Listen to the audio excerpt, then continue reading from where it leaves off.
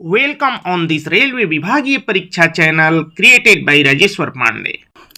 The main goal of this channel is to make people aware about safety and security so that even small employees can be aware of all the rules of Indian Railways. The other word, safety, security and punctuality is the मूल mantra of Indian Railway and thus to increase the knowledge so much that all the railway LDC exams become easy. तो चलिए अब हम लोग वही देखते हैं जैसा कि आपने थंबनेल में देखा है। तो वीडियो शुरू कर दोस्तों, अध्याय 1 के प्रश्न संख्या 21 से प्रारंभ करते हैं, पार्ट 2 है।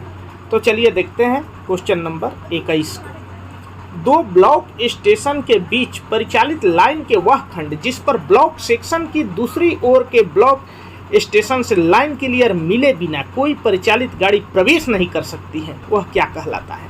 दोस्तों सही सी बात है, इसका ब्लॉक सेक्शन कहलाता है। क्या कहलाता है? ब्लॉक सेक्शन, क्योंकि जब तक लाइन क्लियर मिलेगा नहीं तब तक ब्लॉक सेक्शन में गाड़ी प्रवेश नहीं करेगी।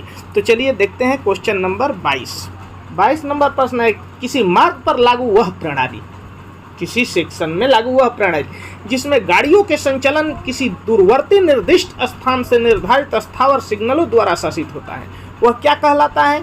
उसको कहते हैं केंद्रीयकृत यातायात नियंत्रण या सेंट्रलाइज्ड ट्रैफिक कंट्रोल कहते हैं। सही आंसर है। तो चलिए अगला प्रश्न क्वेश्चन नंबर 23 देखते हैं। ड्यूटी पर तैनात वह व्यक्ति जो केंद्रीयकृत यातायात नियंत्रण में गाड़ियों के संचालन के लिए उस समय जिम्मेदार है, वह क्या कहलाता है? सही उत्तर है केंद्रीयकृत यातायात नियंत्रण परिचालक, सेंट्रलाइज्ड ट्रैफिक कंट्रोल ऑपरेटर। चलिए अगला प्रश्न क्वेश्चन नंबर 24 है। वह रेल सेवक जो उसे सौंपे गए कर्तव्यों के उत्तरदायित्व उठाने और उनके पालन के लिए निर्धारित योग्यता रखता है, पालन करने के लिए निर्धारित योग्यता रखता है, क्या कहलाता है? उसको सक्षम रेल सेवक कहते हैं। क्या कहते हैं दोस्तों? सही उत्तर है सक्षम रेल सेवक। अगला प्रश्न 25 नंबर प्रश्न है दोस्तों, ड्यूटी पर तैनात वह रेल सेवक जो उस समय रेल के संभाषण संचार प्रणाली से सुसज्जित भाग पर यातायात के संचालन के लिए जिम्मेदार है, क्या कहलाता है? कंट्रोलर कहलाता है, नियंत्रण। अगला प्रश्न क्वेश्चन नंबर 26 है। दिन के अभिप्राय क्या है? तो सूर्योदय से लेकर और सूर्यास्त तक दिन का समय कहलाता है। सही उत्तर है। अगला प्रश्न क्वेश्चन नंबर 27 है। रात का अभिप्राय क्या है? तो सूर्यास्त, जब सूर्यास्त हो जाते हैं उस समय से लेकर सूर्योदय तक का समय रात्रि का समय कहलाता है।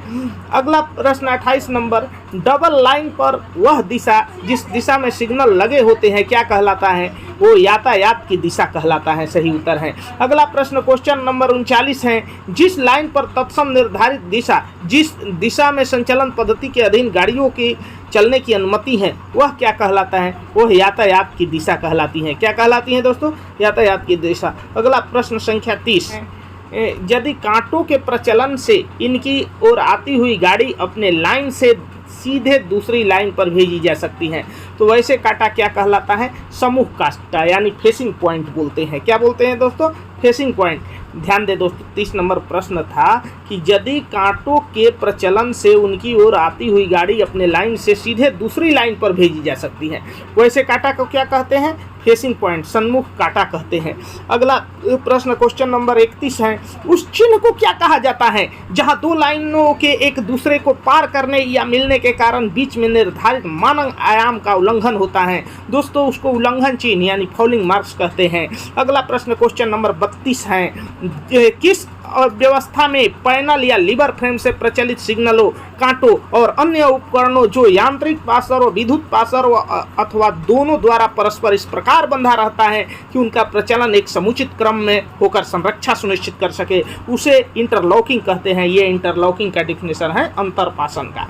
अगला प्रश्न क्वेश्चन नंबर 33, वह व्यवस्था जो एकहरी लाइन या दोहरी लाइन या बहु लाइन पर एक मध्यवर्ती ब्लॉक पोस्ट द्वारा किसी लंबे ब्लॉक सेक्शन के दो भागों में बांटकर उन्हें अलग अलग ब्लॉक सेक्शन बना देने वाली है, उसे क्या कहते हैं? मध्यवर्ती ब्लॉक सिग्नलिंग, IBS कहते हैं, इंटरमीडिएट ब्लॉक सिग्नलिंग। अगला प्रश्न क्वेश्चन नंबर 34, किसी लाइन को कांटे या अन्य अनुमोदित साधनों द्वारा अन्य संबद्ध लाइन या लाइनों पर अवरोध के संकट से बचाने के लिए पृथक करने की व्यवस्था को क्या कहते हैं? आइसोलेशन, पृथकीकरण, पृथक्करण कहते हैं, आइसोलेशन कहते हैं। अगला प्रश्न क्वेश्चन नंबर 35 है। वह स्थान जहां एक ही धरातल पर सड़क और रेल पथ एक दूसरे को पार करता है वो क्या कहलाता है? संपार कहलाता है, लेवल क्रॉसिंग। एक ही धरातल पर सड़क और रेल पथ एक दूसरे को पार करता है, उसे समबार लेवल क्रॉसिंग कहते हैं। अगला प्रश्न क्वेश्चन नंबर 36 है, वह विभागीय गाड़ी किस नाम से जानी जाती है जो केवल मुख्यतः रेल के कुछ सामान को ढोने का काम करती है, जो स्टेशनों के बीच या स्टेशन की सीमा के भीतर उठाया या डाला जाता है अथवा निर्माण कार्यों को निष्पादित करने में प्रयोग होता है, जैसे गिट्टी गिराती है इत्यादि, तो उसको मटेरियल ट्रेन के रूप में जाना जाता है। कौन सा ट्रेन? Material train. तो चलिए अगला प्रश्न क्वेश्चन नंबर 37वां प्रश्न है दोस्तों, यात्री और माल अथवा यात्री, पशु और माल ढोने के काम में आने वाली गाड़ी का अभिप्राय किस गाड़ी से है? तो दोस्तों इसका सही उत्तर है मिली जुली गाड़ी, यानी मिक्स्ड गाड़ी है, क्योंकि यात्री भी ढो रही, माल, यात्री, पशु, माल सब ढो रहे। अगला प्रश्न क्वेश्चन नंबर 38 है, वे उपकरण जो सिग्नल नहीं है परंतु कांटों पर चुप्त तथा उनके साथ संचालित होकर रात या दिन में कांटों की दशा बताने का कार्य करते हैं, क्या कहलाते हैं? वो भी कांटा या ट्रैप संकेतक कहलाते हैं। क्या कहलाते हैं? कांटा या पॉइंट या ट्रैप इंडिकेटर। अगला प्रश्न क्वेश्चन नंबर 39 है, वैसी गाड़ी जो प्रस्थान प्राधिकार के अनुसार प्रस्थान कर चुकी है परंतु अपनी यात्रा पूरी नहीं की है, वो क्या कहलाती है? वो परिचालित गाड़ी कहलाती है, रनिंग ट्रेन। क्या कहलाते हैं?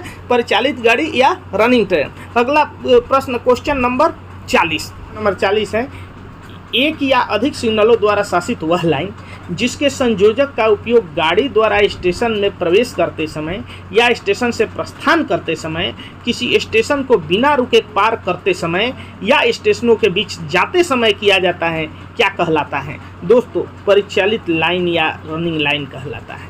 अगला प्रश्न को देखने के लिए, अगले पार्ट को देखने के लिए चैनल को सब्सक्राइब करें।